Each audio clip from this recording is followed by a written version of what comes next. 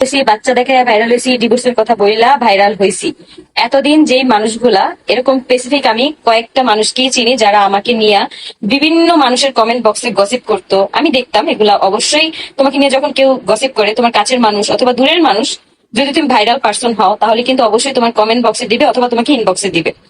কিন্তু মজার ব্যাপার হচ্ছে, এখন তারাই আমাকে খুঁজে খুঁজে কাজ দেওয়ার জন্য নক দেয়। আর আমি যখন জিজ্ঞেস করি যে আপু আপনি তো তখন আমার ব্যাপারে এই কথাটা বলছিলেন, আমার কাছে কিন্তু স্ক্রিনশট আছে, আমি যখন স্ক্রিনশটটা তাকে দিই তখন বলতেছে তখন সবাই তোমাকে খারাপ ভাবতো, তো এই জন্য আমিও বলছি। এটা আমার মনের কথা না, এটা হচ্ছে পরিস্থিতির কারণে এটা বলা হয়েছে। তো মানে কি বলবো, তখন আমাকে এত কথা, মানে এত কিছু, আর এখন আমাকে বলতেছে যে তুমি একটু হেল্প করলে আমার জন্য ভালো হয়। আখিকে যারা আগে অনেক অপমানজনক কথা বলে কষ্ট দিয়েছে, তারাই এখন আখিকে নক দিচ্ছে। হ্যাঁ বন্ধুরা, এই যে দেখুন, আখিকে বলেছে যে বাচ্চা দেখাইয়া সিম্প্যাথি অর্জন করছে, বাচ্চা দেখাইয়া ভাইরাল হয়েছে, ডিভোর্স দিয়ে এসে এখন বাচ্চা দেখাইছে, এখন ভাইরাল হচ্ছে।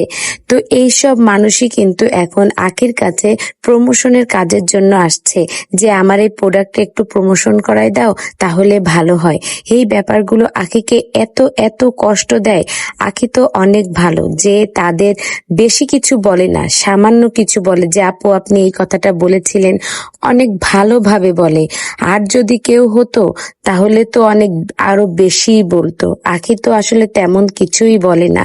তো বন্ধুরা, মানুষের জীবনে এই ধরনের অসুবিধা আসতে পারে, সারা জীবন যে তার অসুবিধা থাকবে এমনও কোনো কথা নেই।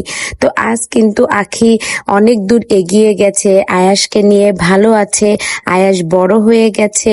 তো আখির কিন্তু দুঃসময় চলে গেছে, এখন কিন্তু আখির বন্ধুর অভাব হচ্ছে না।